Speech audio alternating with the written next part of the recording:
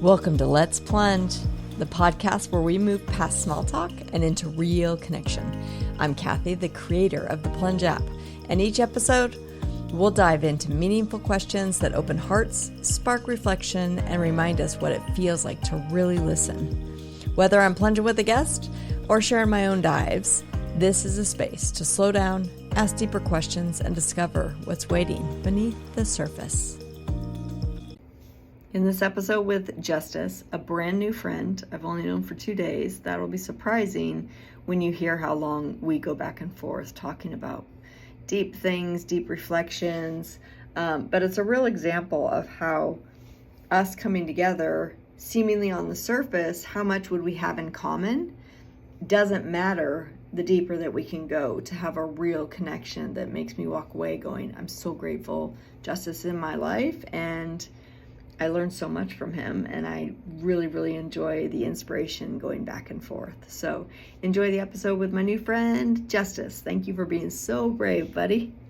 Then I just download all these sounds so we can get beats on here, because I want to do a little flowetry or something where it's you just bring a beat in and then start talking. Hey, you never know what to expect in the Plunge house, so I no, just had you to don't. double check just in case. Hey. We're about to flow. Let's go. Here we go. Boom. Okay. Good segue. Okay. First time in the Plunge house, man. Mm-hmm. Look at God.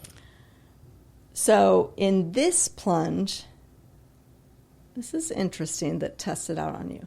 So we just did hours of a deep dive in my office, which I am plunge. So you got really, really deep. So how I like to bring myself back up is to do a reverse plunge.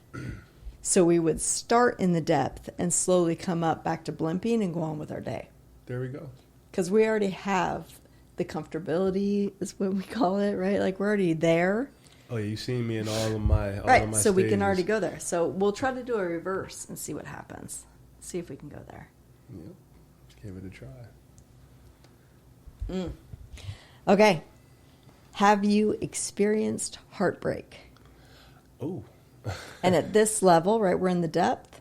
So we just hear each other answer and say heard or give snaps or something to acknowledge. And then the other person.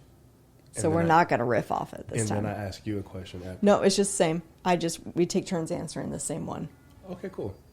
So I guess it's on me, yeah. Have you experienced heartbreak? Yes. And it was very interesting because, like what they say, you don't know what you have until you don't have it anymore. And it's one thing to lose something without much control, but it's another thing to lose it when you did have control and then regret it later. So I feel like the heartbreak aspect of that came from having a little bit more authority over how things could have played out and feeling like I might have made a poor decision. So, yep. I, without a doubt, have experienced heartache.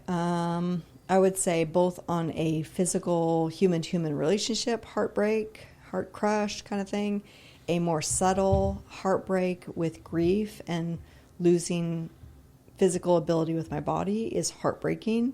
Many things just on the daily break my heart. Like if people aren't connecting or something, it's heartbreaking. So yeah, I've experienced heartbreak. Heard. So we can keep going in the depth. What's one gift you could give yourself that would make your life better? One gift that I could give myself to make my life better. I'm going to go with, since you had to answer last time, I'm going to go with more emotional aspect of if I could give myself the gift of more grace and compassion for loving where I'm at right now before wanting to get out of the discomfort of where I am. That would be the ultimate gift. If I could snap my fingers and have way more grace and compassion for myself, I'd be hooked up. Heard. If I was to answer that question, I feel like I would give myself more confidence. Definitely something that I could have benefited from earlier on.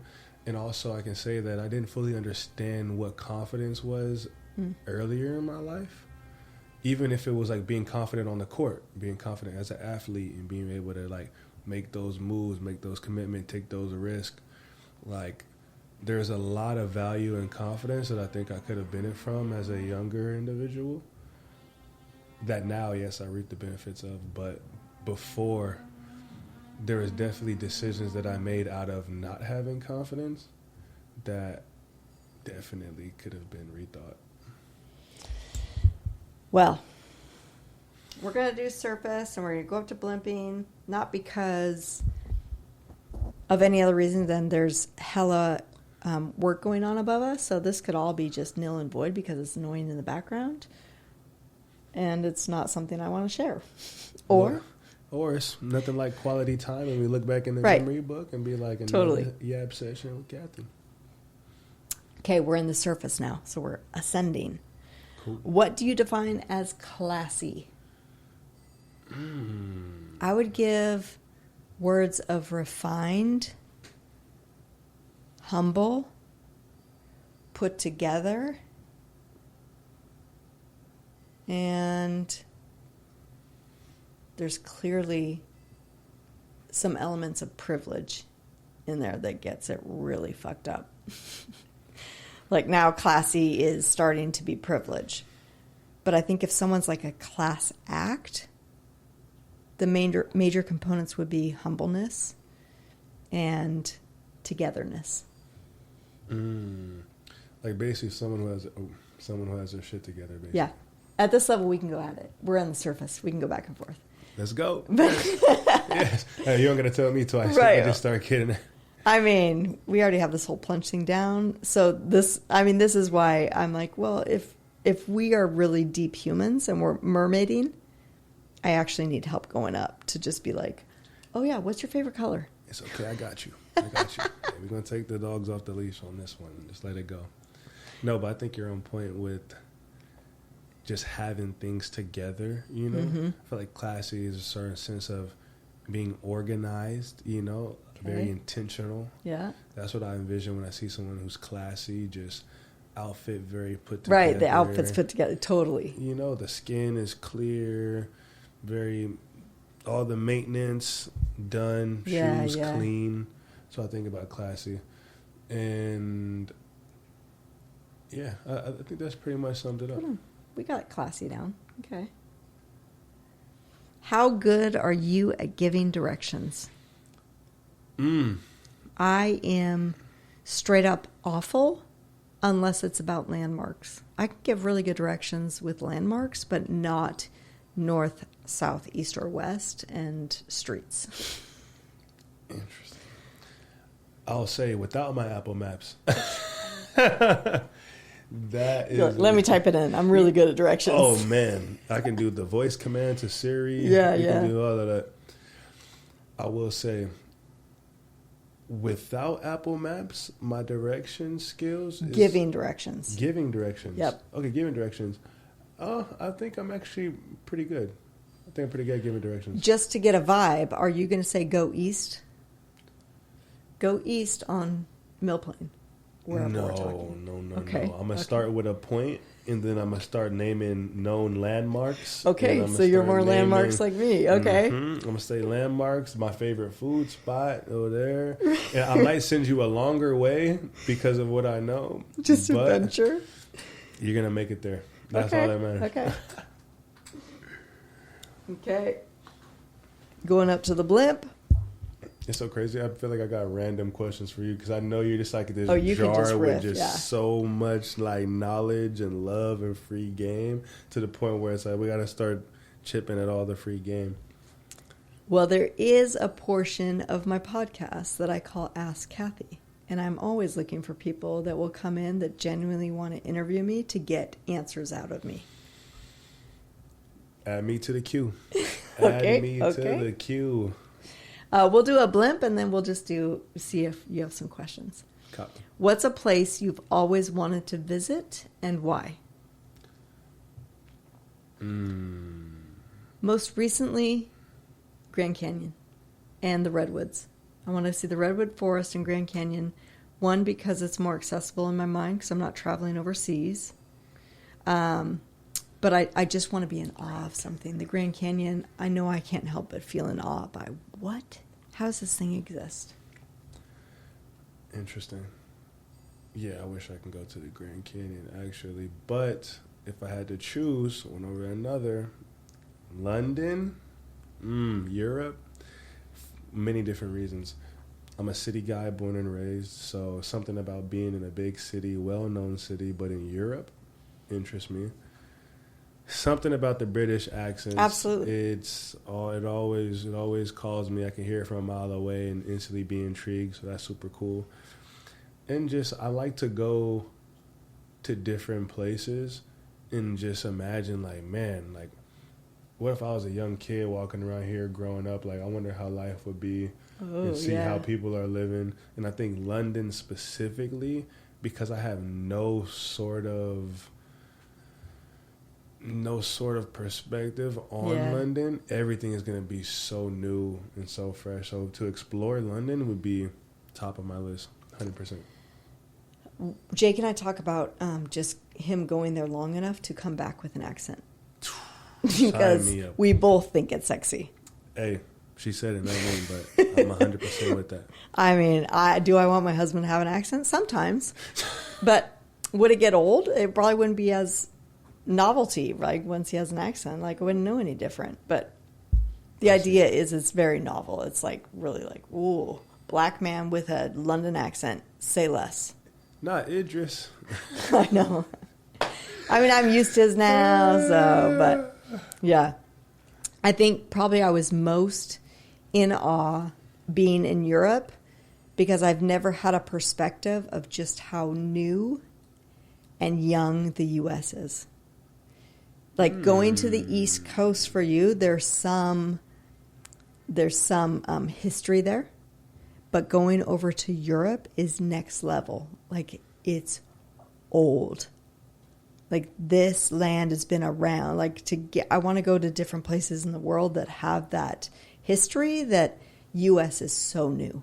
There's not much history here. I think I have a new incentive on my list for going to Europe now.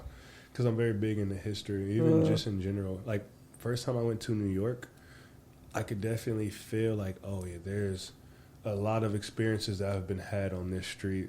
There's a lot of history. Europe's going to freak you out then. Man, I'm excited for all of it. I'm telling you that much. Especially next level being a black man. You're like, there would be no black human in this vicinity going back into history. Right, that's a whole nother level of shit where it's like, I wouldn't even exist here. I couldn't even belong here. You know what? That's another thing that I like is how certain course of events impacted today's world.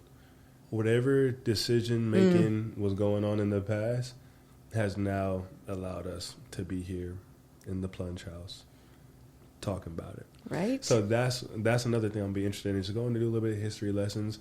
One place I went to where I learned a lot of history is also like Mexico City too, hearing about like the indigenous people and things of that nature. So after that trip and learning about, whoa, there's lots of history across all these different countries. And you know what? I actually heard something recently where it was like, you have to always remember where you come from because you're liable to make the same mistakes that came from the past. So it's interesting to hear you say that, like, if we even had a history to learn from, it would be good to use it now. But I'm looking at the way things are in society, or even in my like smaller generation.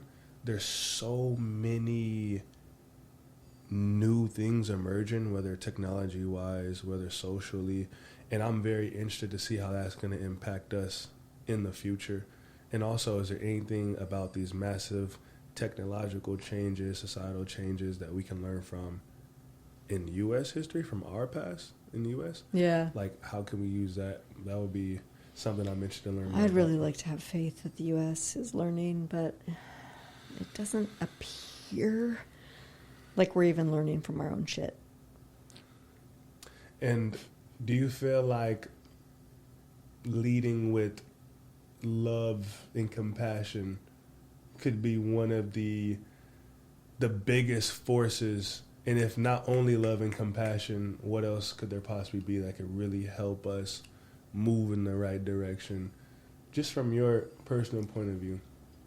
I think, remind me to show you our holiday card that I made quite a few years ago now around Inside Out movie, where I was making a point within it where I feel like what we have in common is far greater as humans than what we don't.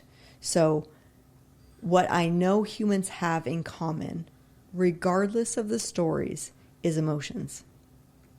I can say to you, no matter if you're homeless version of you or super billionaire version of you, if we're going human to human, I can say, Justice, have you ever been sad?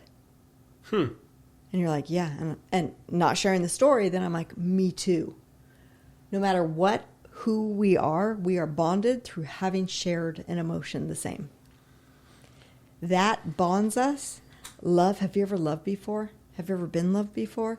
Those are going to bond us. The stories are what separates us. So the more we talk about our stories, the more separated we're actually going to get.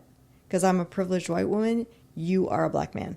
We already, if we relate too much on stories, it's actually a dangerous road to go down. Relating on emotions is going to bond us tightly.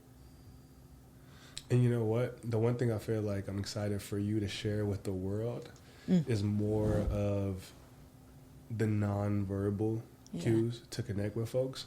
Because one thing that I'll share, maybe people can learn from, is I'm very keen for a certain level of understanding, and you have to go down a certain path to get to that level of understanding. So hearing you talk about how the story may bring us together originally or initially, but then if you go more in depth, it'll show how different we are. And I always thought, like coming up, that the story that I have is what connects me to people. But it's really just certain experiences from the story that connect me with them. It's not the full entire depth of it. And what might connect with someone else might be the opposite of what I connect with someone who has a completely different experience than me. So, yeah, I'm very grateful that you've came into my life and that you've basically been trying to expose me to these nonverbal cues, or at least leaning in more consideration and passion rather than drowning in articulation in words.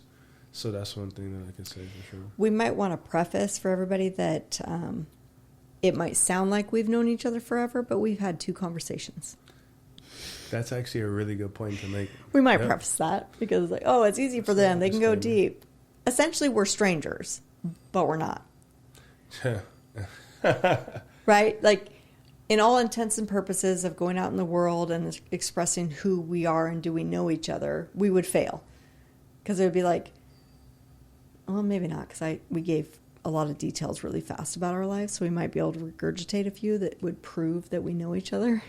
The one thing that I'll say about this entire experience...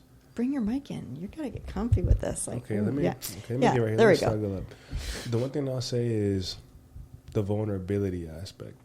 I feel like it is a blessing to have people in your life that make you feel seen, that want to see you.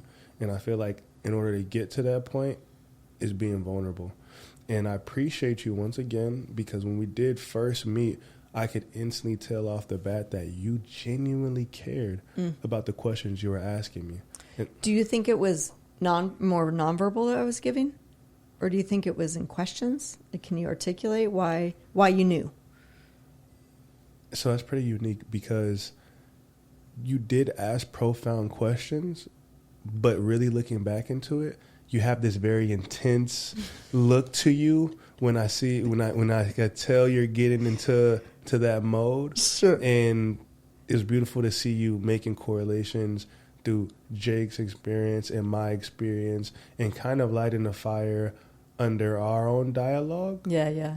And then just standing there with such intense consideration and just presence in it. to where I felt like I should continue talking. You know, when you're talking to someone and you feel like you're not being heard, and you kind of just stop because you're like, okay, Sure. you know what, like, We're not even here. Yeah, we're not even going anywhere with this. But I could instantly tell from how you were showing up in the conversation was that you genuinely cared about what you were talking about, but you also cared enough to stop and listen and be fully attentive. And for someone that I just met, right? I'm coming on my corporate head. Hey, how y'all doing? Nice to meet you. Boom, boom, boom. Sure. And you were like, no, cut the shit. You know what I'm saying? And then you going into your... I showed up naked. No, literally. And I'm not literally. I was clothed. I was fully clothed, y'all. But I showed up with my words naked, like. And I showed up bundled and bundled and in my work mode. Sure. And slowly but surely, just you and Jake together too. I mentioned this too when we were together. Like me in my life right now, I'm at the point where partnership is becoming so relevant. And the way you guys flowed off one another, sharing the idea about Plunge, talking about, oh, well, Jake does this, and then Jake will be like, oh, well, Kathy is doing this, and then he'll kind of like help drive a point that you're making about the app. I'm like, oh, well, you're also doing this too, or it's also about this too. You're like, oh, you know what? That's right. And it's like, I was also very intrigued by your guys' energy together. Yeah.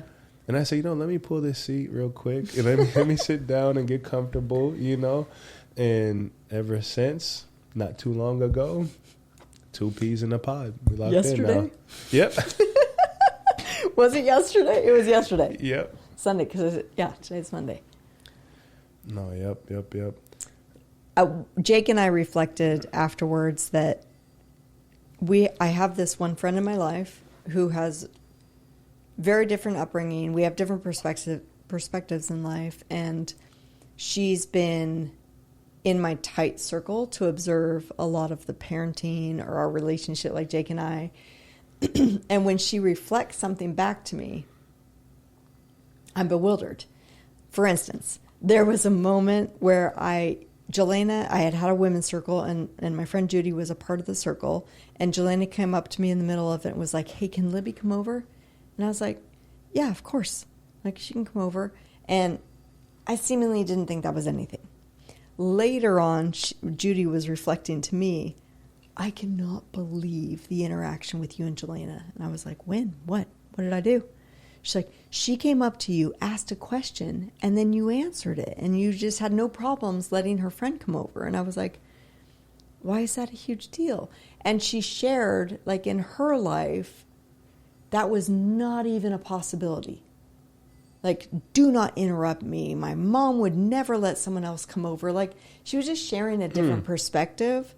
And so when you were articulating that it's like, whoa, you and Jake's relationship, I was like, I know that feeling of being exposed to a new possibility. Like, I didn't even know that was possible. And I'm used to being the one now that's representing, whether it's I'm parenting in a certain way or I have this relationship with my husband, that may be creating a possibility for someone else that kind of breaks their mind.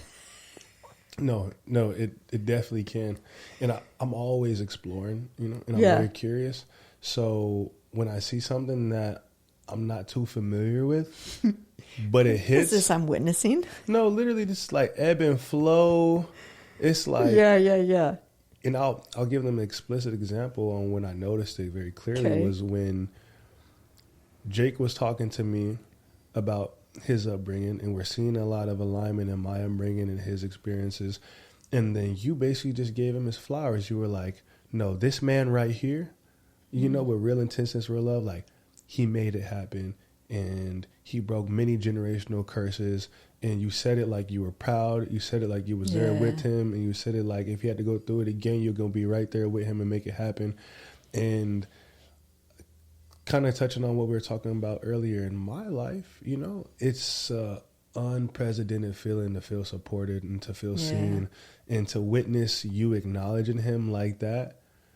And then him looking at you like, you know what, you right. You know what I'm saying? Like that right there, money can't buy that. Yeah. So hats off, and I appreciate the inspo. Stay tuned. I love breaking your mind. You're like, what? Wait, hold up now. There's a teaching that my elder taught me, the one in Brazil. I've spoken about it before, but it's around, for me, in my lens as a woman, that she was teaching there's 5 roles that need equal balancing within a woman's relationship with her partner. So it translates to men as well, but I'll only speak of it from a woman's point of view. I know specifically the 2 roles that I'm speaking on is one of them is social. Do you know how to raise your man up in a situation where you're amongst his workers or friends, or am I going to bash my man? Okay. Mother, son, father, daughter, social, intimate, and friendship. So friendship, she says, in America, she's Brazilian again, in America, you guys have this one down. Like, you wear sweatpants when you get home and you poop in front of each other. That's friendship. Like, we've got no problem in America with the friendship role. We've all got that one balanced. Now I'm curious to hear the flip. Okay, so then there is the intimate, more sexual. It's not sexual. I don't know why I'm not remembering the name, but it's in other cultures, women get beautifully dressed up and put their favorite smells on and their looks because they want to feel it in their own home. In America, we do it to go out performative. Right? And so am I putting work into boiling my own pot, as Jake and I talk about it? Like, am I creating sweetness in life? Am I creating my favorite dessert or putting on beautiful, like your grandma does, to go out to the casino? Before she goes out for the performance, she's doing this because it feels good. I like putting on the makeup. I'm adorning myself. Okay, then the father-son or father-daughter, that one can get dysfunctional if I put Jake in the position to manage our finances or something. Right? And so I'm like treating him like a father energetically. When that one gets out of balance, you can imagine it gets dysfunctional. Mother-son, when he's sick and I'm caring for him, appropriate. In the moments where I'm like, honey, did you remember to bring your socks? It's really cold out. That gets old and it gets dysfunctional because now I'm mothering you and now I'm disciplining you. That's not going to do anything for our sexual relationship. I can assure every couple out there of that. And then there is the one that you witnessed in us.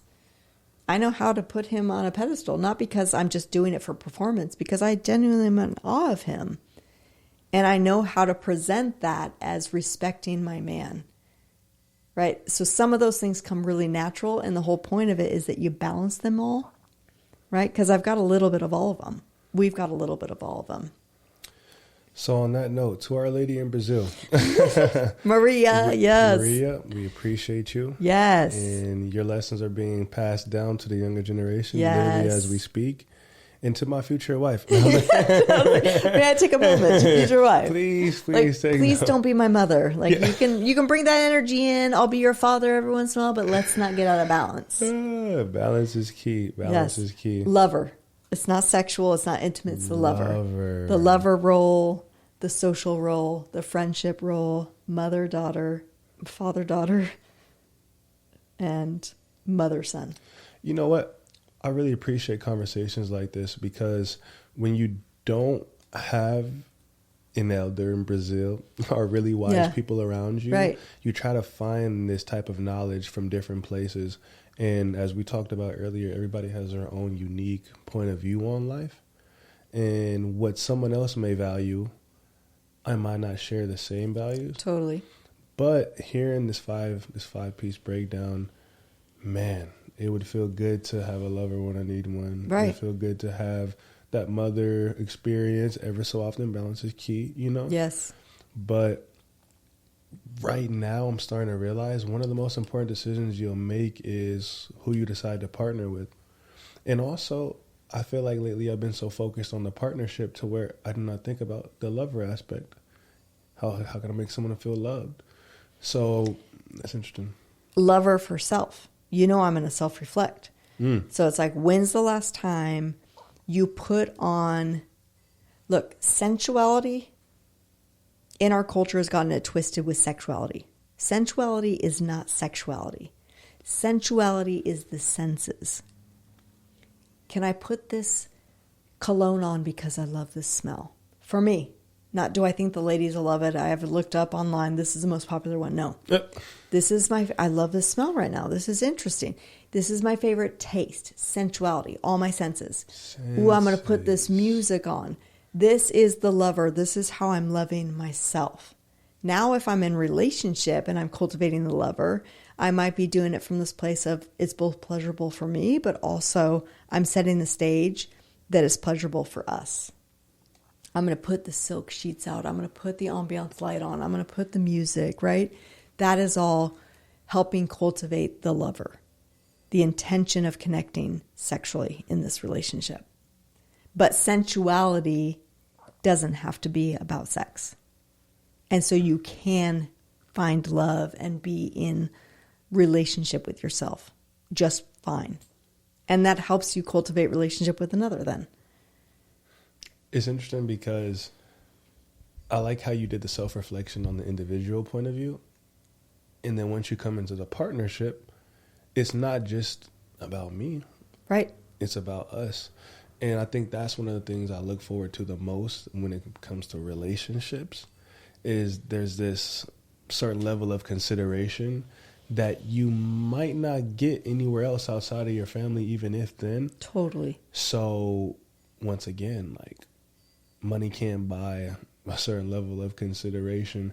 And I know that the way I feel when I'm being considered and I'm being seen is crazy. So I would love to actually bring that into the potential woman that I love and bring that into her life. So, yep, definitely taking notes from the sideline. Shout out to Jake. Shout out to Kathy. Get out your pen and paper, everybody. 100%. I see every relationship as potential. This is why I created the app, to help us connect more deeply, right? It's not, your generation has had a real disservice done by having to shop for a lover online. Because then every interaction in person, with no vulnerability muscle being flexed, by the way, is an interaction of, is this a hookup potential or not? And so you're not being able to meet new people in your life to bring in this new perspective to you. Right? Because it's either we're alike enough that we can hook up or we're not. And it's like, whoa, what if this person brought this crazy new perspective in that, just like Jake and I coming together, we came in from different ends of the spectrum. He came in over here, I came in over here. We can name all those different perspectives for sure. The magic we've found in our marriage is that we've both taken steps towards the middle. We don't jump over on, like, be more like me. We've gotten really close to each other's end. Like, how do we raise our kids, right? He's gotten closer to my end than his. Right? But the magic is when we've come together. And I think that's the magic in any relationship. In our friendship, if you just take one step towards me and I'll take one step towards you, we learn so much from each other. Man. It's so interesting to have these type of conversations with you, because right now where I'm at, it's very noisy. You know, it's very, very noisy, lots of distractions, lots of things that I feel like I need to attend to. So for you to be like, oh, well, in your generation, things are like this right now. I think because I'm so submersed in where I'm at now, it's hard to think about anything otherwise. You know, what does it mean to not shop for this online? What else is there to look for besides the aesthetic on the outside and then getting to what's on the inside? Yeah, I think everything you describe, everything right now in society is geared towards putting you way in your head and above and beyond. Thinking, doing. There isn't much presence here. Right? So I understand on a deeper level what you say when you're like, it has me thinking and has me wanting to be busy. Like, it's set up to that. You got to buy and do to attain some kind of level of success. And this is a question now for you. Okay. In that environment, right?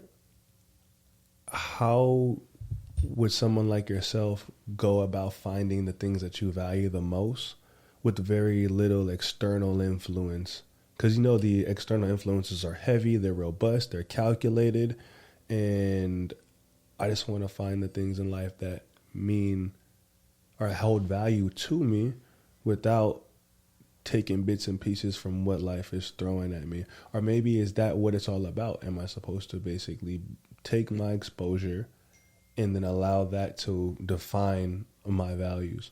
So like for you, if you were going, I'm not going to say back in time, but if you were much younger in this generation, how would you go about identifying your core values? The simplest term I can use that I also equate to what I want the app to help people with is to help you shift from your head into your heart. So you can think about the things you want, or you can feel. And if I can get you closer to your heart, you're going to have a sense of what your values are. So, wasn't I telling you about the elder that was raised in the matriarchal village? Were we talking about that the other night? Possibly. It's not ringing a bell. Right? Okay. Alarion, another elder of mine, grew up in one of the last matriarchal villages, societies, up in Alaska. A matriarchal society, in his story, was that he was raised with the elders being so extra cautious about what they said, felt, heard, right? So as to not give an external authority. So you guys have these things and these things and these things giving you an external authority. This is what success looks like. This is what you need to do. Even if you've got some elders in your, like your mentor you have, he's telling you what to do. What I learned from his words, and not how I was raised, is that if given the space and the ability and permission to fuck it up, to trial and error things, you will find what works best for you and you will know what's right for you. But everybody is trying to know what's right for them based on what everybody else thinks and not tuning into what I want. The trial and error. And if I could gift people, if I can gift myself with this, of like, I was taught that someone knows better than me outside of myself. If I was taught in the matriarchal society that he was raised in, his elder that he trained with or witnessed, he was mentored by this man for 1 year, let's say, and he can count, Alarion is his name, he can count the amount of guidance and words that his mentor gave him on one hand. Which tells me it was an invitation to witness what the mentor is doing. Do like I do. You'll learn how to do it by doing it yourself. And you'll learn what's right for you. Not because someone told me. And social media is everyone telling me what to do. How to regulate my nervous system. You do this, you do this. They said. I've only known that way. I know why society is the way it is because I was raised with a mindset of someone knows better than me. What I'm testing and swimming in the magic of is, what if I know what's best for me? Only I know. And I'm willing to learn whether what they like to say the hard way. And have permission to have my own way. Will I truly have permission to do it my way, knowing it's right for me, if everybody else around me is doing something different? And then I think for me, the confidence piece aligns with that. Yes. Because you definitely have to have a certain level of discernment, a certain level of confidence to say, you know what, everyone seems to be doing it differently, but I have faith in my judgment, in my character, that this is what's best for me. Absolutely. So that is what I took away from that story. And that's why instantly when you said the authority piece, I instantly remember, because it's super relevant with me right now in my life, because I'm exposed to so much opportunity. And for the first time in my life, it made the transition of a lack or a limited mindset to this abundance an overwhelming amount of opportunity. So when I'm in my decision making form of my mind, okay, we all have a frame of mind. We all approach things a certain way. The way you may solve a problem may be different than the way I solve a problem. But when I was going through my thought process, I noticed that I've always done what we do in corporate America too. Don't recreate the wheel, right? Yeah. Learn from the things that happened before you. Take that and then you run with it. Yeah, I don't want to make mistakes. You know? No one. It's what we talked about earlier. That's discomfort. If I'm going to make a mistake, that's uncomfortable. So if someone can tell me how to stay away from the discomfort, I'm going to try that. And then that's where the discernment piece comes in for me, is because it's like hearing this external influence and then going to my heart and going to my core values and realizing, does this solution align with who I want to become or what I want to do? Sure. So that's why I really like that story, because ever since I came up, this is how you're supposed to look from where we're from. This is how you're supposed to dress. This is how you're supposed to act. And if you didn't act that way, then you are not who you think you are. So it's super interesting to see, like, now, fast forward where I'm at in my life, living a life I never thought I'd be living, in an environment I never thought I'd be, but still myself. It's dope to hear that authority, external influences do not rule king, you know? Yeah. It's more so about the confidence in yourself and the willing to, like you said, screw it up, willing to take the risk. And it turns out when you take calculated risks, you might just come up on top. So people will have to have some kind of tolerance level or resilience to be able to go towards that discomfort. And to, like, there's no way I would have the confidence to go try to make a mistake or go do something I don't quite know how to know or do. If I don't have proof, I'm going to be okay. Like, I have to find the proof within myself that it's okay to go towards this heart-centered drive. Like, dramatic example is I decided not to do the Western drugs with MS right in the beginning. So it's been 20 years, almost 20 years of trial and error that gives me proof that everything I've done has been right for me. It doesn't mean I did it the right way. Because if someone else is looking at my journey from a totally different lens that's very Western gauged, then they're going to see me as doing the journey wrong. But I know and can trust I've done everything right for me because it grew me. Because was it comfortable? Fuck no. I do have enough evidence that it was the right thing to do. So I try to take that within my plunge business of, like, even if I'm making mistakes, it was still the right thing to do. And I think the most beautiful part of that story is there was some risk that you felt. Because everything you're hearing from the external, especially within your environment, was telling you left is right, left is right. If you don't do this, you're fucked. And I'm like, fuck, but I really don't want to do it. Something is driving me harder. My heart was driving me towards something else. So I think most of our parents did the best they could in not wanting our kids to have discomfort. So we're like, ooh, don't go that way. It's a dangerous way. But they're never going to learn. And you know what?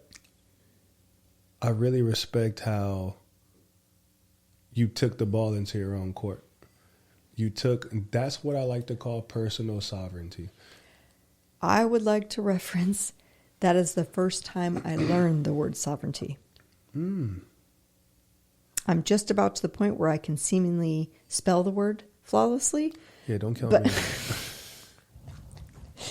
But I would say 17 years ago, the night I freaked out, I knew I was supposed to do another dose of the drugs, and something came over me that said I don't want to do them. The only thing the doctor said would help me, I'm saying no to. And I freaked out and I cried so hard and said, Jake, tell me what to do.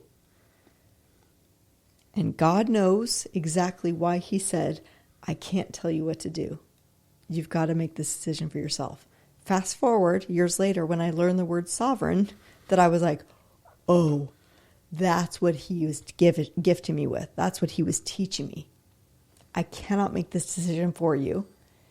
You have to make the decision for yourself. And I'm like, I literally was raised knowing I don't have the right answers. Like, someone tell me what to do. You just said my brain and spine are going to be attacked. My spine's going to be severed. Richard Pryor kind of severed.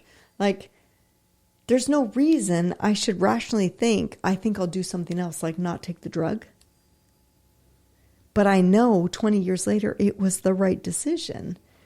What if both decisions were going to lead to the same place physically? I still have to use a walker. I still don't have feeling in my hands, right? I'm a disabled human, but because I have a sense of that sovereign moment, I now have agency within me. Agency.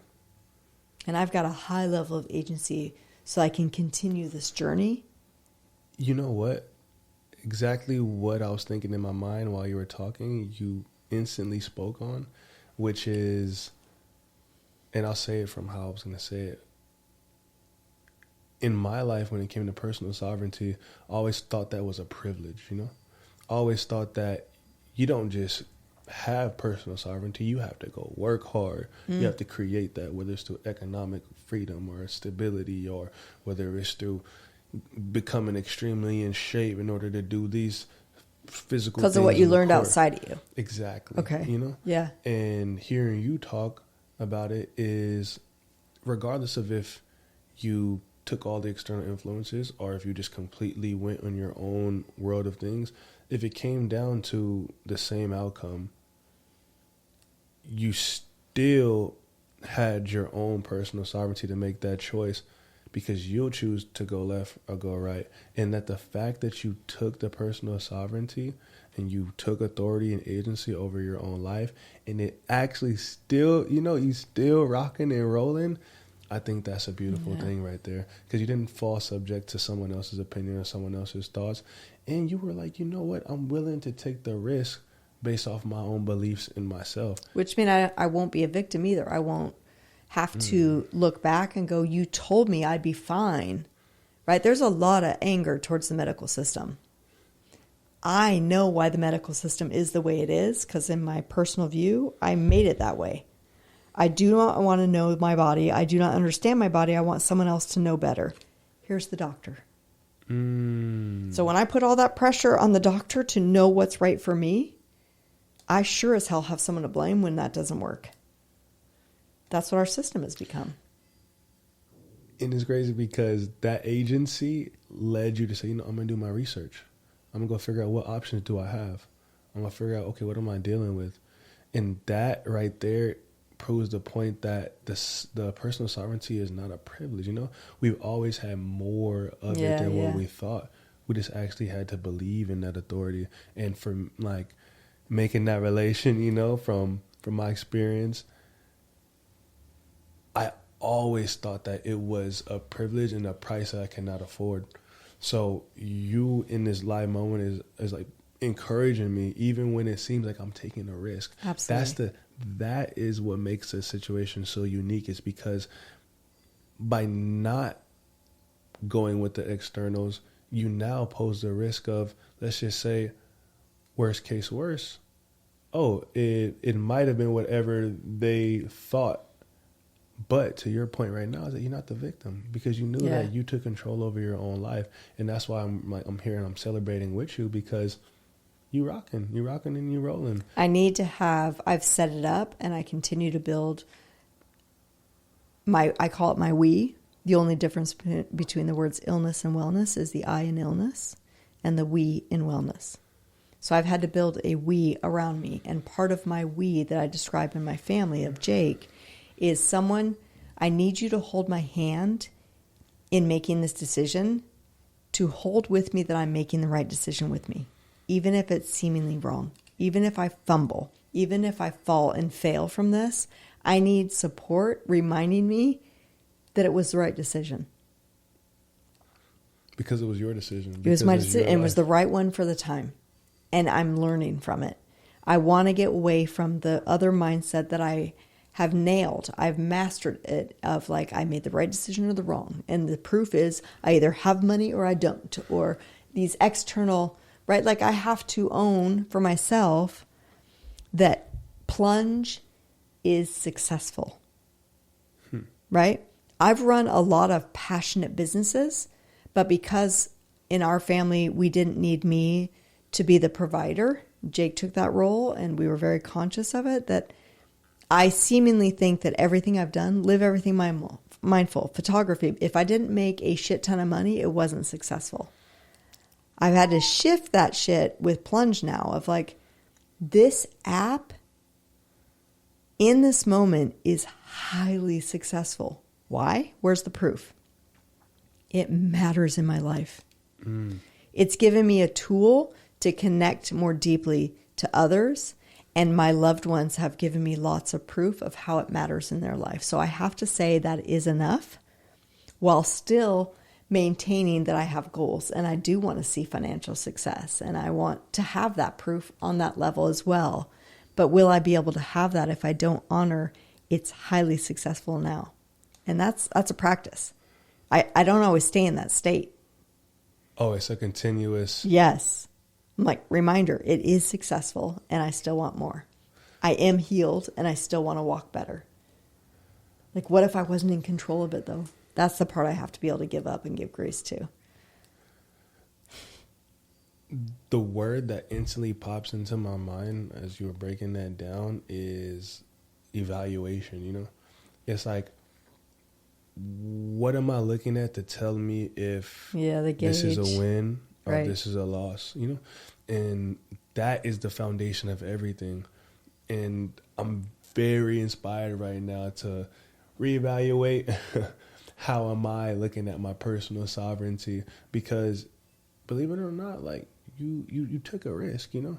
And when it comes to family too, I can only imagine how conscious decisions on, okay, you're the point guard, I'm the shooting guard, you're the center, and we all have to play our roles together.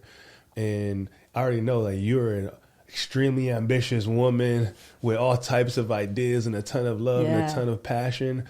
And I can only imagine like a false sense of right that didn't align with the things that you cared about the most would have just been like two things clashing together. But because the way you evaluate happiness, love, success, and how much that aligns with who you are, it just is like a perfect storm. It just comes together. And it literally shows in the setup.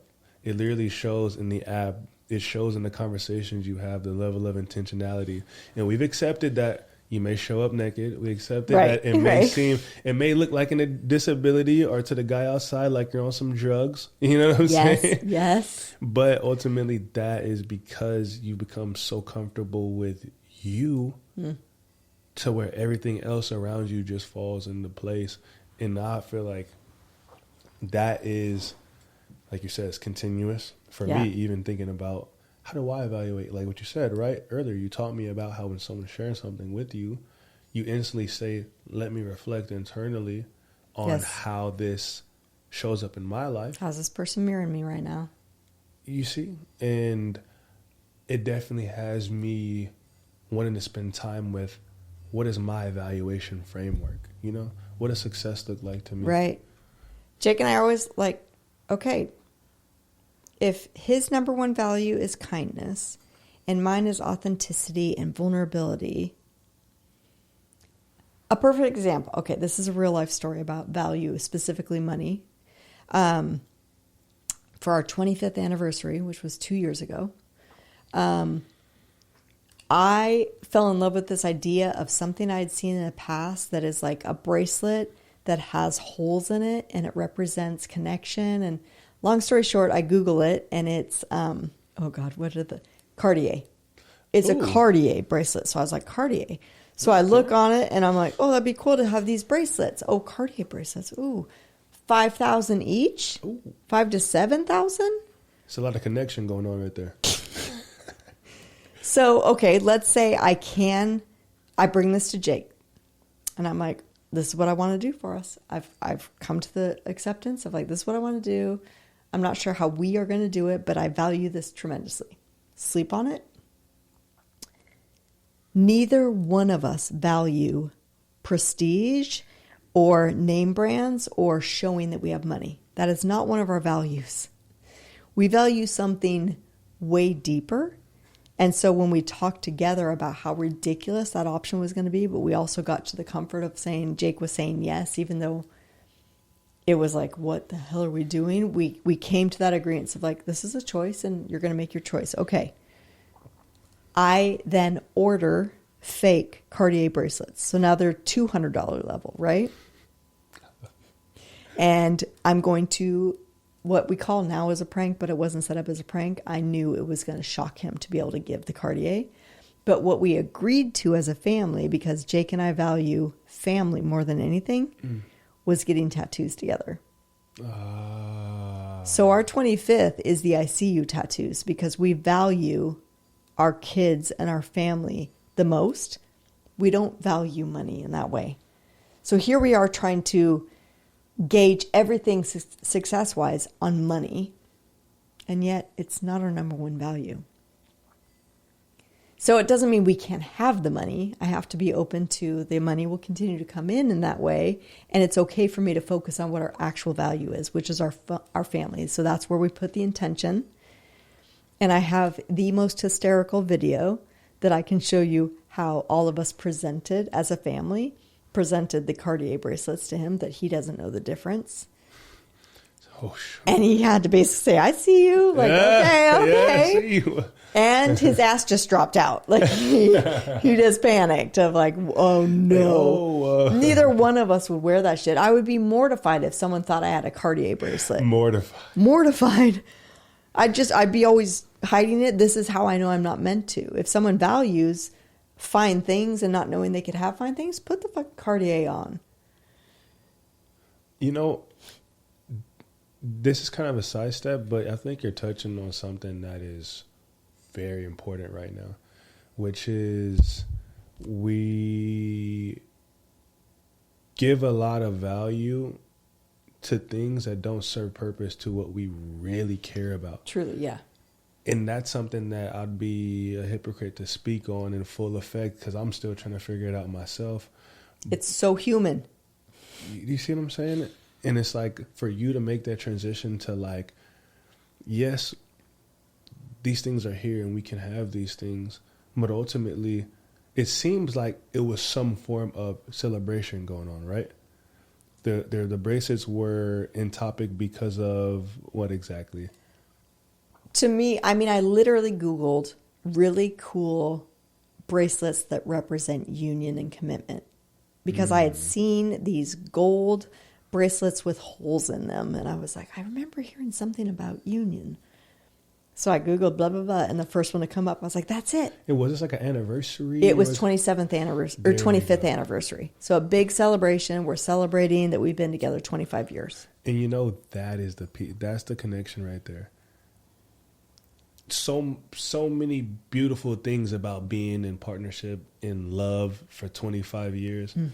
And I can easily see someone being so caught up in Cartier and being so caught up in the thing. Sure. To where they overlook the moment and why it's so significant. And that's something that I try not to get caught up in my current life. So that's why I took that away from your breakdown, because ultimately the main goal is family, right? Yeah. And I don't want to lose myself in my time with my family trying to get the things that I feel like my family needs instead of actually being there with my family. So while you were talking about that, you just really brought us down to the real world. The external world, the Cartier, splendid and lovely. But from 200 to 5,000, I don't think any real difference is going to make an impact on the love and the celebration of the moment. It will in the external. It's external. Because the performance is then I can show people how much I'm loved and how much my husband loves me. And what does that really, and then to the point, we'll be like, well, what does that really do for your relationship? for your love, or for your five. The five breakdown. Yeah. The lover, mother, the mother, daughter, mother, son. I did the same. So I presented it. You know what I'm saying? All the five. Like, yeah. If I want to be that son to my granny, that grandson, or that son to my mom, yes, I want to get them a house. Yes, I want to get them money and show them things they haven't seen before. But I got to spend time with them. So you reminded me that this trip to Portland that I do consistently is a 5,000 Cartier bracelet. No. Yeah. But yeah, it's like I don't resonate with, I came here to break a family belief around money. Like, I'm here to prove that I can have money. Many people do have that. That could be one of yours. Based on all that you've shared about me, about the actions you take in life, I know that you value family more than money. 100%. That doesn't mean you're not going to break all sorts of cycles by bringing money and providing into your family lineage. But when it comes down, it's like the 5 roles, right? They're all important. But which one do I want to focus on? Which one's the most important to me? And how do I keep the others in balance? The balance is the key. Yeah. The balance is the key. Like, for context, I work in cybersecurity, and I'm constantly learning as a student because of my unconventional background getting into my job. And I'm also working and developing myself in my current role. And I'm also trying to think about, how am I going to be the first one to get my family into a home? And when you have all of these objectives you want to meet and all of these goals, you tend to think, or I tend to think, like, I got to work very hard. I got to work very smart. So I got to work very long so I can get smarter. I'm hung up on what you just shifted there. You started to say, generalizing, you got to do this, and you stopped. And you said, I. That is, with Plunge, what I hope to get people when they get to the surface, to self-reflect. Don't preach to me like you. You know when you get really emotional when someone dies? Are you asking me? Yeah, but you did a self-correct there that is poignant to point out for me and to share, of like, no, speak for yourself. And then it's impactful. Then I was like, you what? You feel me? Yeah. And I'm speaking in real time. The reason why I did that is because I know we all have our own unique experiences. And I know everything that I was about to say was very specific to me. Brilliant. So, man, like, that's something I can say I want to get better at, is finding that balance and not getting lost in the sauce.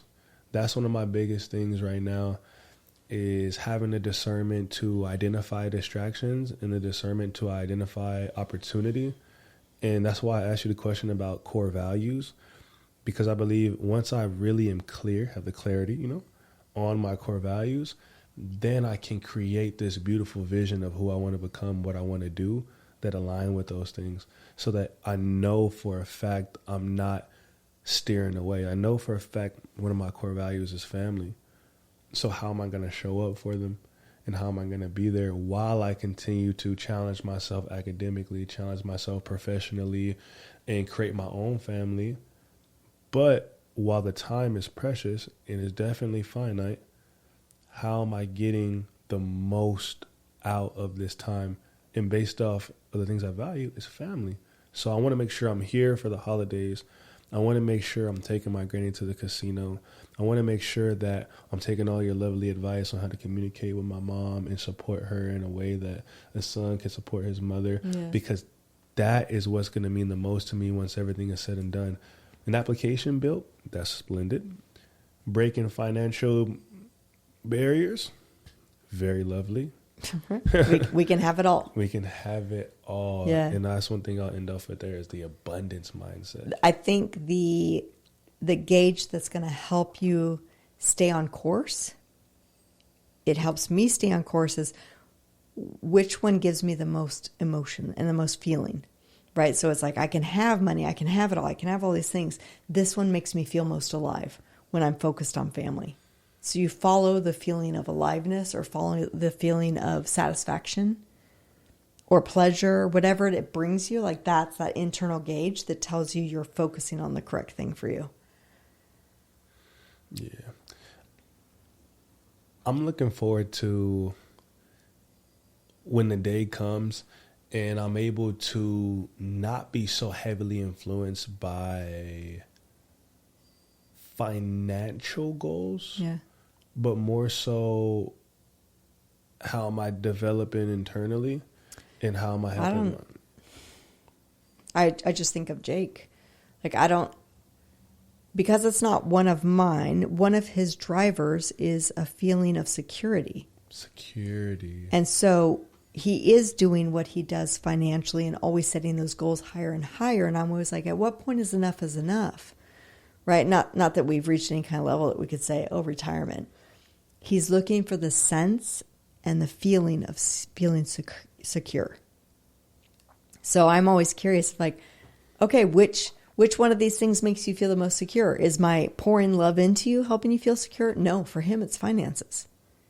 It's knowing he has some retirement. It's knowing so there's something really driving him on the financial level where he's trying to feel secure. And it's interesting too, because I think in my mind, security represented that financials, but the word security is nowhere to be found. But in reality, that's ultimately the goal. The goal is to feel secure, to feel that I can make decisions outside of thinking that, oh, if everything hits the fan, what will happen? But really, love, I mean, everything boils down to love, right? That's why everyone starts the religions they start. It's everything about love. So when shit hits the fan, is the most important thing going to be that someone still loves you? Your mom, Jake and Kathy? Like, is there someone that's still going to say, even in your lowest moment, you're loved? Is that more what we're all searching for? Because we all know that at the end of life, if you ask someone that is a millionaire, that is dying with their billions or whatever, they are not talking about those accomplishments being the biggest thing. It's always the human connections. I feel like this is going to sound funny, but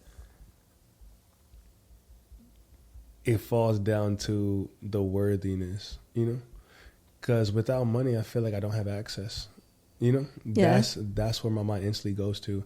But what you just broke down, my granny embracing me with open arms, I know for a fact they're going to embrace me with or without money, because we've been there, we've done that, and now we're here. So it's not coming down to anyone else. When shit hits the fan and you're at the lowest low, are you still worthy of your love? And that is the biggest question. It's because also, and this is to put it into perspective for me, as a man, Yeah, provider. As a man, exactly. So I feel like there's a whole other element of worthiness. Like for me, well, that's your grandma that you said. The flip side of that is your provider, they're nurturers. So if they're not nurturing and provide and taking care of someone else's needs, are they worthy? Right, an external thing. Because I also want to provide, so that's also the external, like wanting to make an impact or difference in someone else's life, specifically my family. Yeah. Jake and I go back to caveman days. When in doubt in our relationship, the magic sauce is go back to caveman days. There was hunters and gatherers. The male energy, the masculine, whatever, fill in the blank for today. They're caveman days for a reason, because it doesn't translate fully to today. But the concept of hunters and gatherers in my relationship, I am a gatherer. I like to gather the people, the resources, the things. Jake is a hunter. He has a drive to provide. This is how we know we're in hunter and gatherer phase together. It doesn't quite translate into male-female anymore, because I have it within me to be both, and I can do everything myself, all those things. But in our relationship, it's very clear. I'm driven by gathering, and he's driven by hunting. Yeah. I definitely can see how if a hunter can't hunt, you know, and that is their role in the dynamic, you know. That's why many men go into absolute fucking crisis at retirement. It's all fun and games to say you retire, but now with no purpose in hunting, are you even worth it? And that, like, for example, I got a close friend who I admire because he just kicks ass. He does what he needs to do and he makes shit happen. But because of his financial state, he believes he should not have a girlfriend yet, or he should not be in some sort of relationship. Yeah. You know, and that's basically Bummer. saying that you are not worthy of love because you are not financially at a certain level yet. And that right there is something that made me actually wake up and be, it really makes sense, because at the end of the day, I got two sides of the coin. From the provider, man, like the manlyhood point of view, which makes it seem like a little bit accurate, right? If you're supposed to provide, why would you go and put yourself in a situation where you won't be able to meet the quota? So that's why I feel like when you mentioned about how, oh, your granny is still going to love you with or without that, your mom is still going to love you, I think that is an unconditional love. That's basically what it is. And that's what I feel like brothers really want. And I don't know if it's something that once you do have the success and the funds and all the stuff, is it very easy to see that the love is unconditional? And there's also another caveat to that I've dealt with is like, does someone need to go through the mud with me too? So I know that, oh, this person is with me through thick and thin, or blase, blase. It's two sides of the coin, and not one is right or wrong. But I've noticed for me trying to figure out the worthiness piece, sticking on worthiness, how am I going to know that I'm in a situation with someone going into partnership, that whether it is the best and sunniest days or the rainy days, that we're still going to continue to show one another that you are worthy for my love and I'm worthy for your love. And that just goes back to where we started with the providing, you know what I'm saying? And then having the means to do so. And then that gives you the authority to go and find love and things of that nature. I don't think that's how it should be. I feel like people should be able to find love for one another. And then once it comes to the providing and the nurturing, those things can happen. But I think it kind of has to start from, can you provide? Can you nurture? And then we can talk about the love. Kind of a sidestep, but I definitely feel for my bro, because if anyone, my guy deserves love, you know? But it's tough to see how we limit ourselves. When my kids would come home, let's say, and say they were bullied. Didn't necessarily happen that way, but if I'd hear stories about it, I'm like, how would I treat this with my kids? I know the only way to help them shift is to deal with the bully inside of them. They cannot change that child. They cannot change that kid. That kid is an asshole. This is not excusing the asshole. What they did was assholery. And we can't change them. But I can help you shift and love on the bully inside of you. Because I know that person can't say that if you don't believe it somewhere inside. So the beautiful part of relationship is they do bring out some of those reflections of like, you're really anal. And it's like, whoa, I guess if I'm going to self-reflect, I really did have those worries within myself that I think I'm really anal. So can I calm and ease that aspect within me to see if I can shift it outside of me? That's the beauty of relationship. So if I just say, Jake and I are in a relationship and he is so messy and I'm so clean. So people take pride in being on the opposite end of the spectrum. But then that becomes the number one battle and why they divorce, right? Because he just didn't take that step towards me, which was like, I took one step towards her analness and I took one step towards his messiness. This isn't a real example. So that I can loosen up and he can tighten up. Are we going to be all the way over on this side of the spectrum with each other? No. right? That is the magic of relationship. So you guys, because you had to swipe for so long and make it down to boxes to tick. I've watched every episode of Stupid Love Island. I know how you guys approach each other. Oh man, where you're get me like, started on Love Island. What's your type? And they start listing all these boxes, right? Jake would have not ticked any of my boxes beyond smoking hot guy. In a 27-year study now. So 27. 27. Because everything you do is we're going to get to the deep of it. I realize that everything that is so magical about him being a reflection of me, all the magical things that he represents in me, I never would have gone towards if I was looking for that perfect box that was ticked and all the things that your friend is trying to tick all the boxes on his side to be worthy of love. You do not have to have your shit together. You have to have enough bravery to go towards discomfort that is relationship. Relationship is messy, it is hard, and it is brilliant, but it's not free of the hard, uncomfortable things. But with no resilience around going through hard things, you're not having to go through hard things more and more as your generation. Your vulnerability muscle is in atrophy. The vulnerability muscle. Now I see what you mean. Right? So if I'm never going towards that really difficult thing and saying, you know what, I don't have this figured out, then I don't get to grow. So it's when you're ticking the boxes, when you're putting all the things and controlling, that's certainty, right? And you wanting to be certain of everything. Okay, I've met all those things. Now where's the girl? What if the girl was looking for someone that didn't know that you had to tick all those boxes? I'm not making sense in that. All I can say is Jake would not have met what I thought I wanted. And probably me the same for him. But my God, are we not the most perfect solution to each other, the invitation towards each other that is magic. But it's because we're willing to step towards each other. Not he's this, I'm that. He's this, I'm that.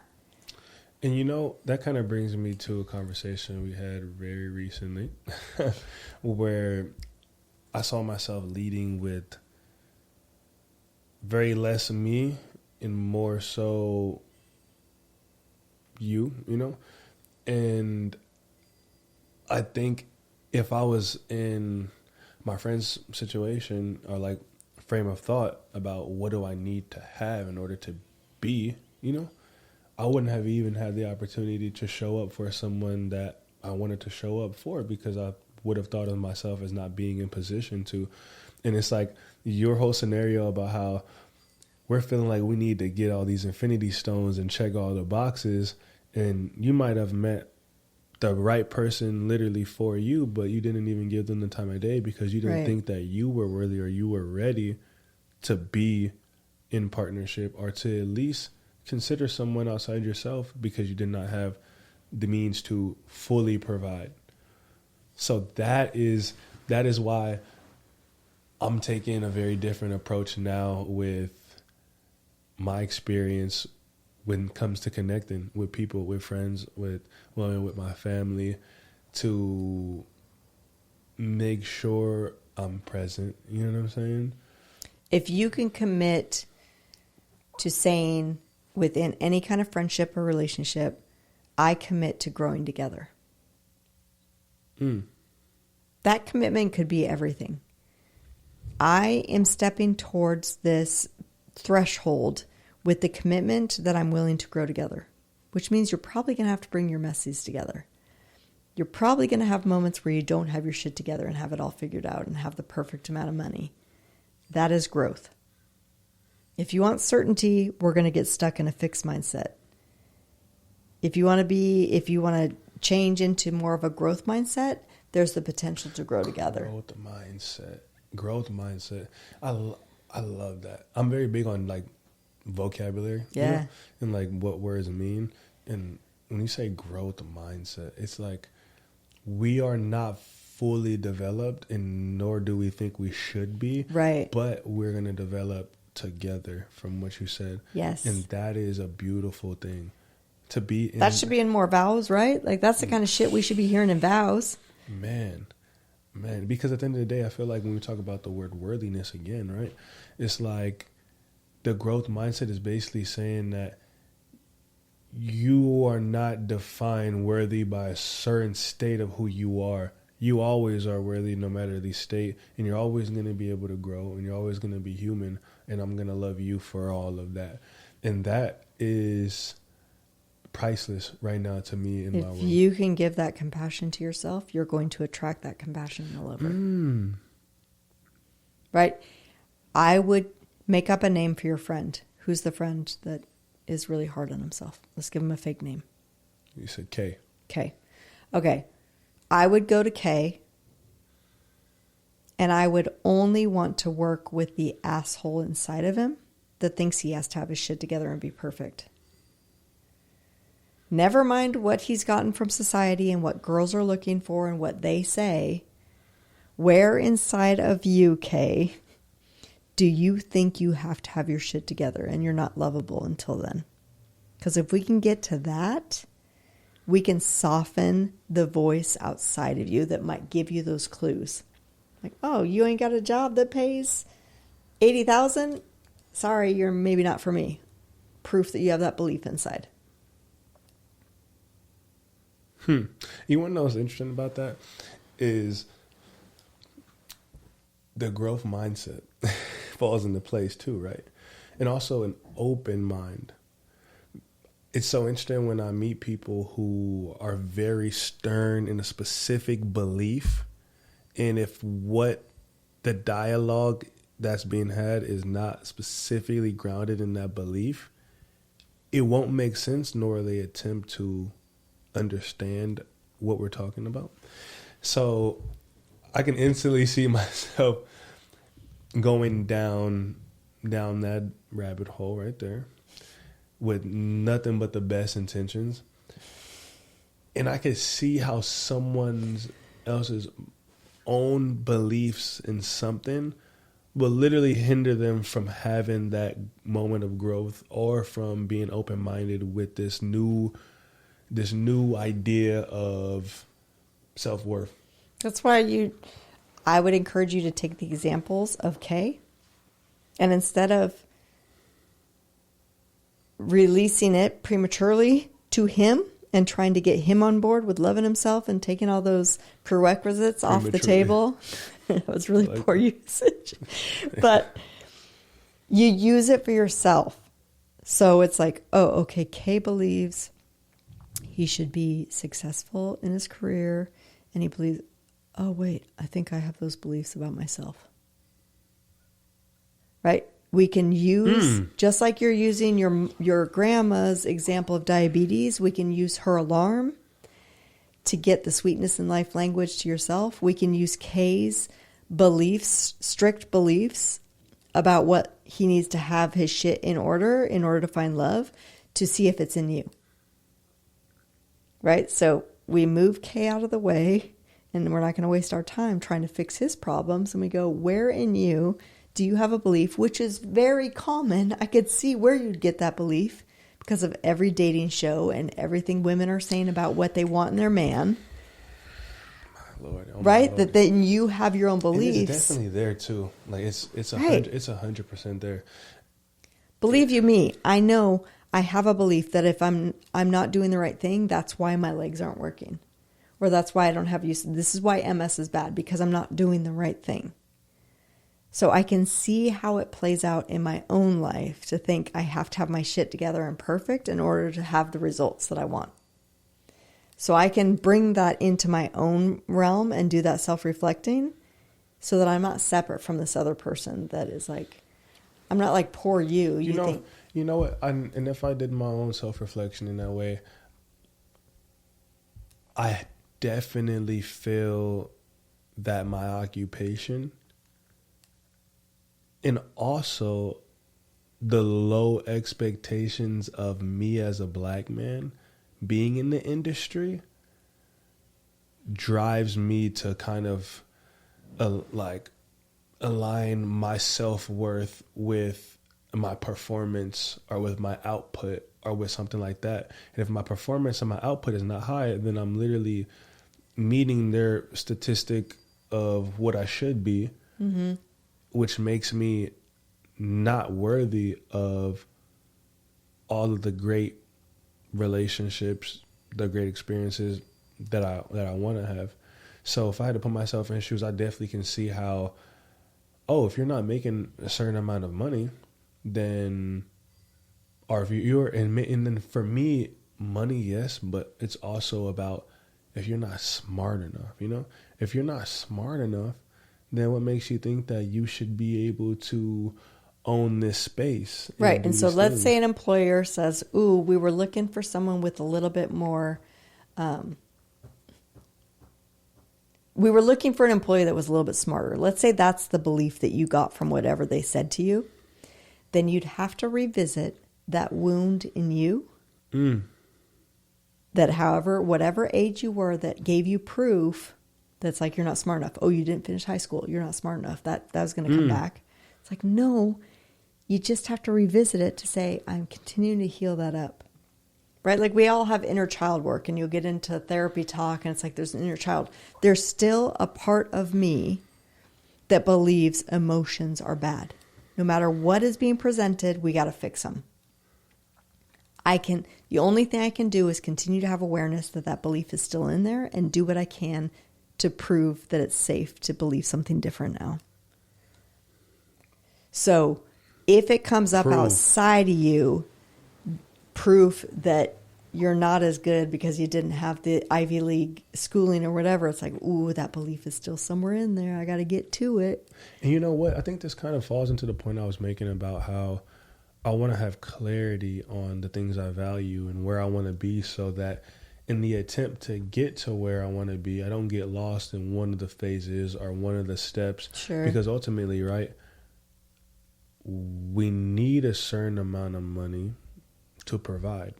We want to provide to the people that we love, but we need people to love, and we need them to know we love them for them to be those people. So it's like, for me, in this analogy we're talking about, with me not being accepted based off whether or not I'm smart or not enough. Right. I can't get so caught up in that one failure of not meeting this one expectation, because ultimately I just want to get smart enough to come up with solutions to help my family and solutions to help myself become a provider, or to become this thing that ultimately is going to align with my core values, which is to take care of my loved ones and give them a life they haven't seen before.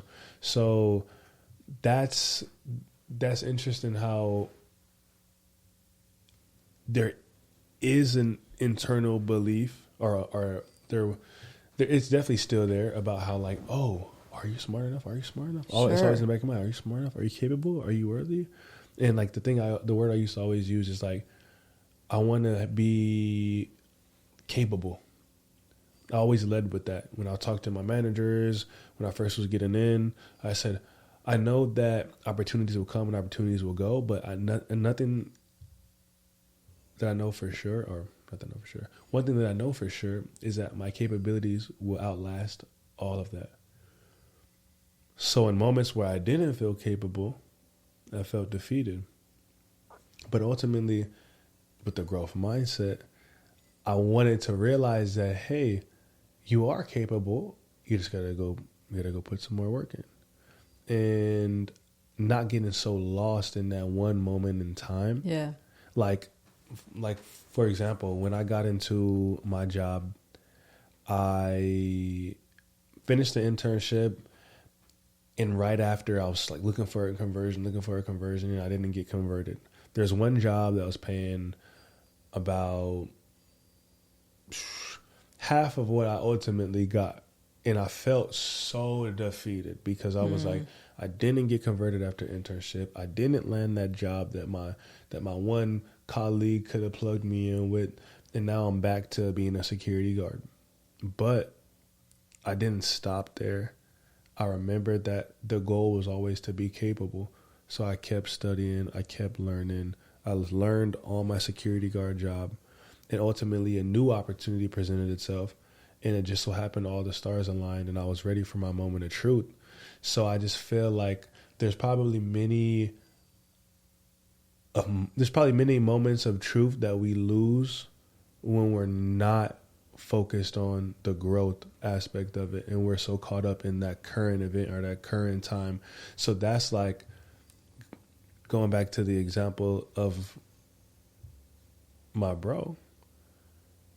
I know for a fact that my guy is worthy, and the only thing that's holding him back from finding the genuine connection, because you can't buy a genuine connection, it's just connecting, is literally right there. And I just hope for myself, not bringing it back to myself, me, Have to. You feel me? We're Literally. self-reflecting. Exactly. I hope that as I'm on my journey of growing, that I don't get so caught up in the tangible outcomes to where I reflect my neglect my ultimate desire, which is to be the best son, be the best grandson. If we came together, like I can find all sorts of different gems of the why, like almost like the infinity stones. I love an infinity stone. Like one of the infinity stones that I put into your glove was around bewilderment.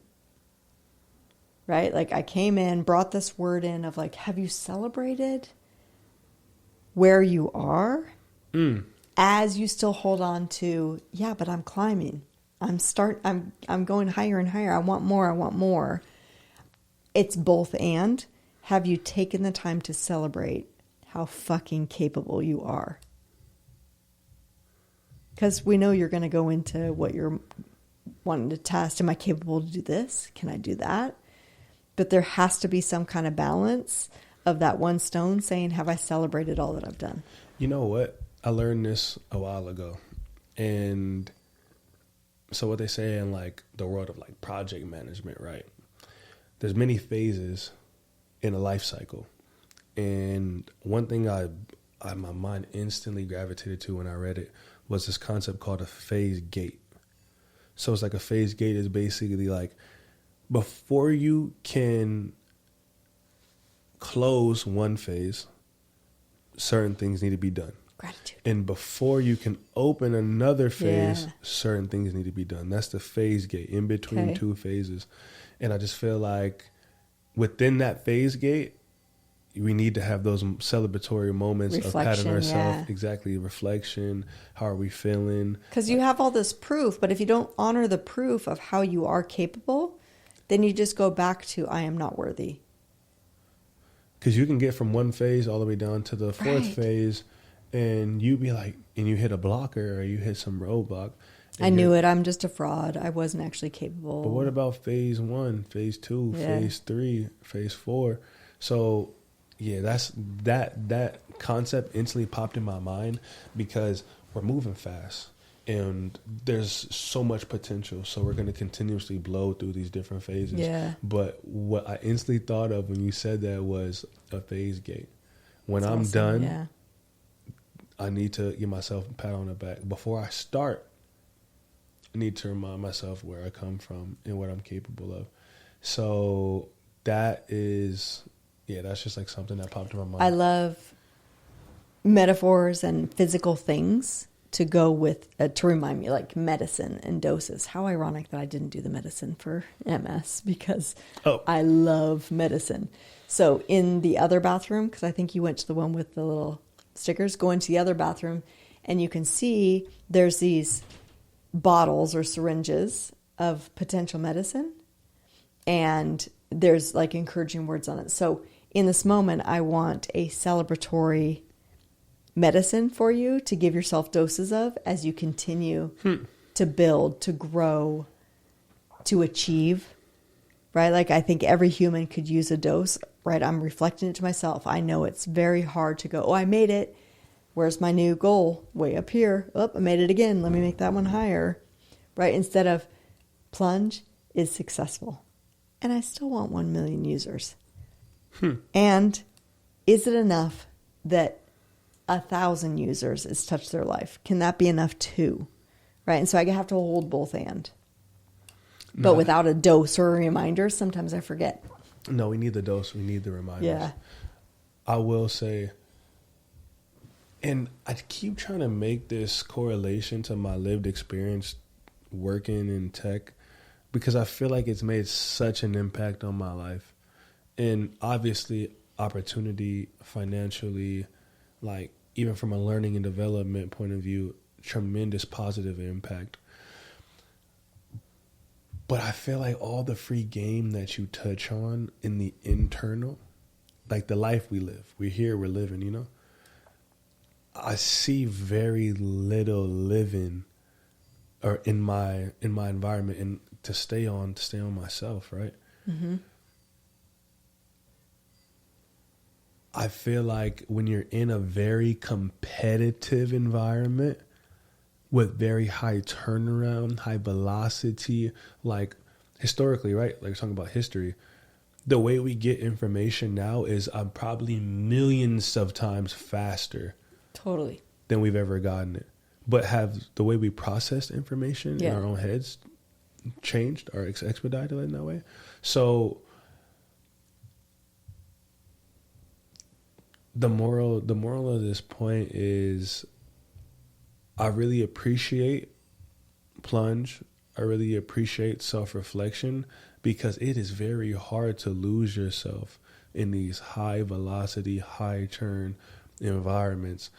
And I really feel like a lot of people that I love that I came across in the same environment, I'm going to make sure to make it my responsibility to go and share what I'm learning right now with them, because we are all living. And I've realized too how I've been able to make a positive impact in my environment just by being authentic, just by being genuine, being vulnerable. Yeah. A lot of that is lacking in those environments. Sure. On top of the competitive nature of meeting objectives and key results and meeting this deadline by this time. By all means, I love that too. Totally. Because it pushes me. We have different sides of our brains for a reason. You know what I'm real. saying?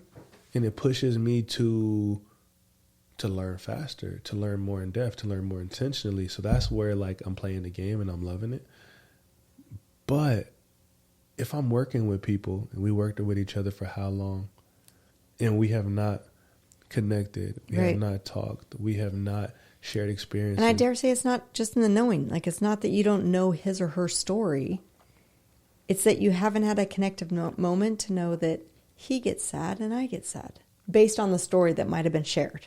And that's why I feel like these happy hours where people go and they finally disconnect to work and now they're a little bit tipsy and then they're sharing stories and they're like, man, I never even knew that you did this, or I never even knew that you came from here. Right. And if there's the fact that you said tipsy, that is the vulnerability tonic that's going to protect them. Because you know, the more someone drinks, the more, oh, now you're crying. But they don't have the ability to cry when they're sober. Vulnerability muscle.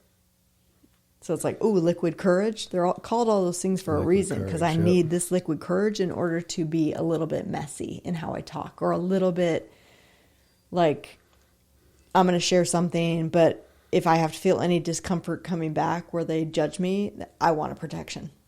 And it's like, that's probably why, you know, everything in like corporate America is very strategic.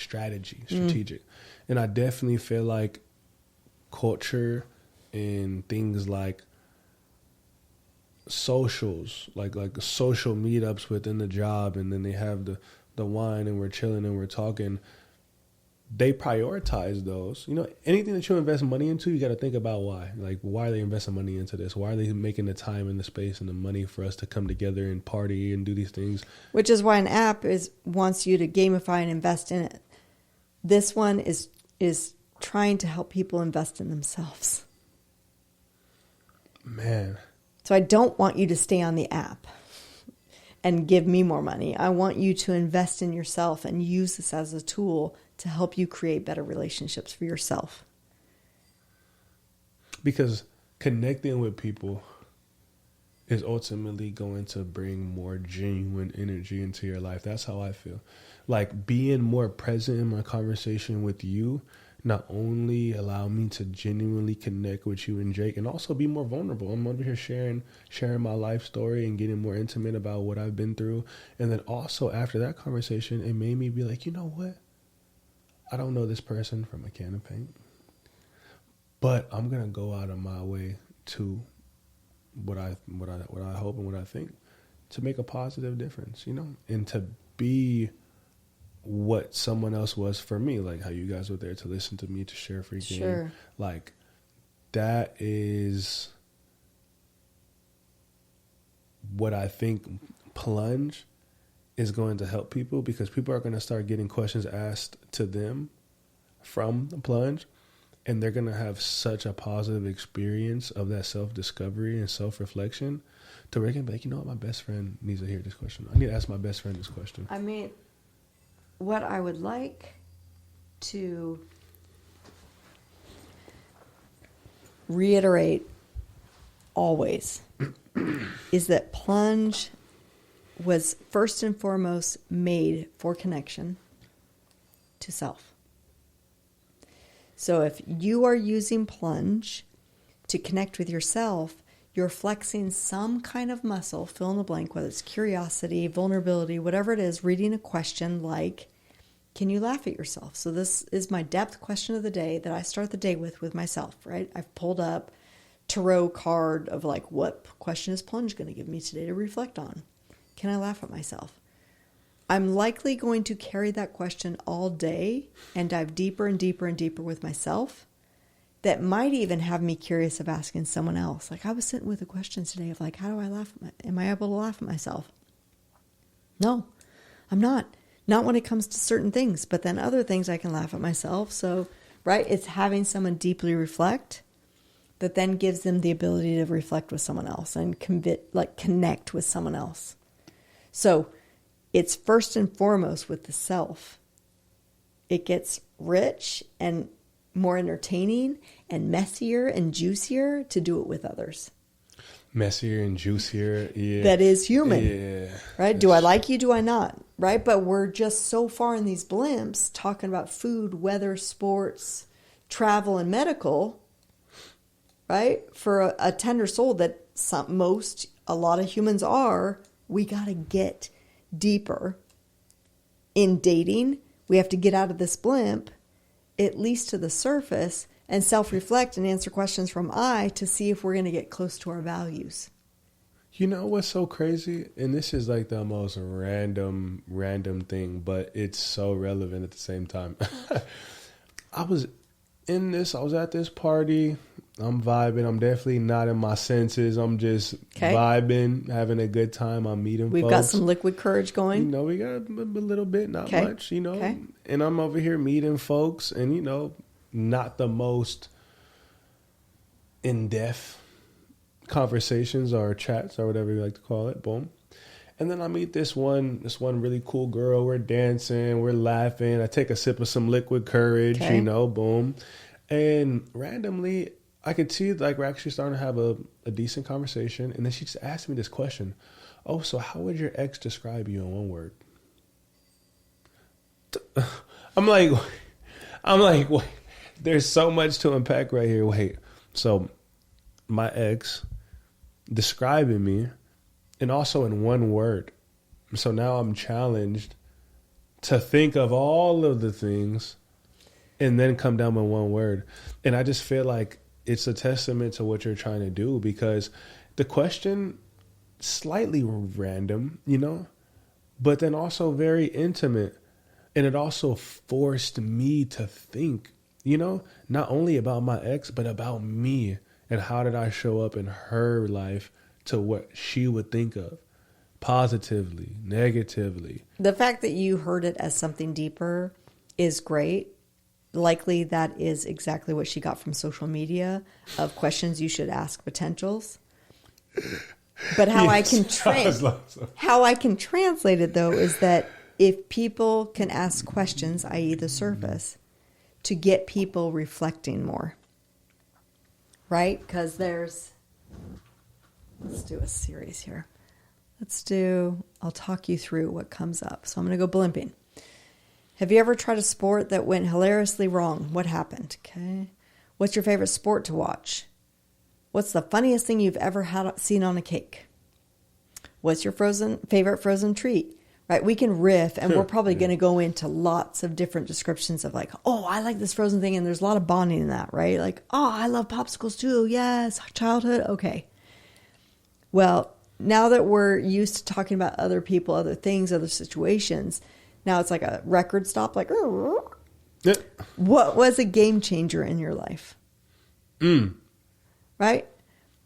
What she was doing to you was, are you dating potential? Like, do you have a good relationship and respect women enough to say you're going to, well, my fucking ex, she would probably describe me as, right, I'm going to learn a lot about a lot of dating things in that question that is not getting you to the surface. But what it did for you, because you're a deeper thinker, was like, ooh, she's making me think right now. How would my ex describe me? Most people are going to have a canned response. She'd probably describe me as stubborn. Yeah. Or something. And it's like, and I'm working on that. That's going to be huge. Well, she'll probably describe me as the best or something like. It's a very potentially performative question for sure. But what you described is what I also have put intention-wise in the app of like, I'm going to talk about food. I'm going to talk about sports. I'm not really talking about me. I'm kind of hyping myself up by the things I'm saying about these sports. Like, yeah, I used to play this. I used to do that. Let's get to what's a game changer in your life. And people can answer any way they want, right? I'm going to talk about the deepest deep thing with that one, even though it's a surface question. I just want people to get to the ability to see and not judge who's in front of you. Like, I see your gold chain. That's a rope chain. That's showing me that I'm present. It's showing you that I'm present to see you have a chain on. You know what? I think that's one of the things that one of the most significant lessons that I'm taking away from meeting you is genuinely being present and acknowledging.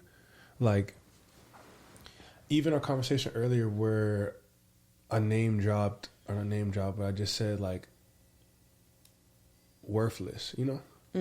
And it triggered me and it put me into a whole whirlwind. I didn't even acknowledge that about myself, but I did. That's the phenomenon with everything that you're doing and all the things that you talk about to me is how can something be so clear as day but not clear, you know? Like, how can I feel this deep, deep down inside but never once had the word come out of my mouth? And more importantly, in this moment, you now have evidence for one moment in your lifetime where you were able, there's proof that you were able to expose something in your heart and you were safe doing so. Right? Take that in your little memory suitcase for the rest of your life, because there's lots of situations you won't feel safe and you are going to get ridiculed or whatever. But this is one situation where you got to surprise yourself of exposing something that was in your heart, being surprised by it, and not having the other person do anything about it, just witness you. And you know what? This is something that I've also realized about myself from conversating with you, is that I really do want to give back. Or I really do want to be the caretaker or whatever was on that beaver card that I need to look back in my voicemail. Loyalty, yes. You know, like, because I had such a unique experience, I want to make sure I keep on refining that and almost emulate that same level of presence and acknowledgement so that other people can find their word, not worthlessness, but find their word, find their feeling that is so deep buried inside of them. Yes. You know? So they can question it. It's not to have shame that you found somewhere in your heart a feeling of I'm not worthy. That is a very human thing. Does every human have the courage to admit that? No. If you have the courage to admit it to yourself, you can go in there and investigate why it's in there. Does it need more healing? Does it need attention? It's a discomfort. Can you give tension to that discomfort? I feel like paying attention to the people around me is one of the biggest takeaway, and something that makes me really excited for every encounter. Now I'm looking forward to the next person I bump into. Now I'm looking forward to the next time I'm having a conversation with someone that's very surface level, just so that I can practice on listening more, acknowledging more, and also getting other people to reflect. Because I already had this thought in my mind. That's why Harlem connected us, right? Because I knew that there was a gap in my own self-reflection, right? So I'm like, let me create a self-reflective app, or reflective AI. Or let me attract one coming into my life. Literally, you see what I'm saying? And that's what I'm saying. And now I'm actually starting to see where my mind was going when it was, I'm getting exposed to so many different things. I need to be able to track all of them. I need to be able to monitor all this stuff from more a logical, analytical point of view. But then also I have to realize that I'm meeting so many amazing people, and I'm having so many opportunities to see people. Maybe it's not about what I'm sharing or what I'm sharing. Maybe it's about how I'm listening, how I'm acknowledging them. I see you. I see you. That's what I'm saying. And that right there gets me excited for all of my future encounters. And to be so honest, in a conversation we had earlier about me just leading with more love and being more, leading with humility and being humble, it was very easy to do that after that conversation, because I knew it wasn't about me, not about me. Yeah. And it's so easy to instantly wrap up an outcome of something with you. But sometimes it's not even about me. It's just about how someone else that I'm trying to be there for is experiencing life. Sure. So, yeah. In order to save you some heartache or discomfort, talk to me, of showing up and being really present with someone and getting potential reflections of, whoa, you're real deep. That's a lot of questions. You always stay in that deep place. You always ask this kind of questions. I got the impressions and the belief somewhere inside of me that I was being too much. Right? So in the event that you don't want to show up in your circles and be the touchy-feely, the present, let me show up for you. Do you need a container? And start sharing all these weird words or whatever you share in the moment that comes out of your heart. And like, whoa, where'd that come from? In order to save you some heartache, that's when you just turn to the app. So it's not you like coming up with these questions. You're inviting them into a healing space. Right? So it's not Justice coming in being it's almost like many people, because I was able to ask the questions and be present with people, they're like, ooh, I want to take you to dinner with my granny. Right? Enough people saying, I want you to go to dinner with me, my husband. I want you to talk to my mom. What were they saying? Right? And so making the app, I'm like, oh, they can take me now. They can be the healer in the situation. They can be the one that is present to create a healing space for the conversation and connection. But they also can just use it as the app, and it's not just Justice being weird and asking really deep questions and whatever. It's like, hey, do you want to plunge? When you're saying, do you want to plunge with someone? I want people to say, I want to connect with you. There's something I'm intrigued by with you. Do you want to plunge? To me, do you want to plunge? To me, when I ask my kids that, it's still vulnerable. To ask Jake in my need, in that moment of feeling disconnected and really kind of vulnerable, it takes a lot for me in the moment to say, do you want to plunge? Because what I'm saying is I want to connect with you deeper. And in order to connect with him, I actually have to connect with myself. And that's what I'm avoiding. Right? So saying I want to plunge, do you want to plunge with me? I'm inviting connection, and that's vulnerable. Hi, thanks for listening. If something landed, let it ripple. And don't wait till next time to plunge. Open up that app. Your depth question of the week is, how could you bring more intention into your life?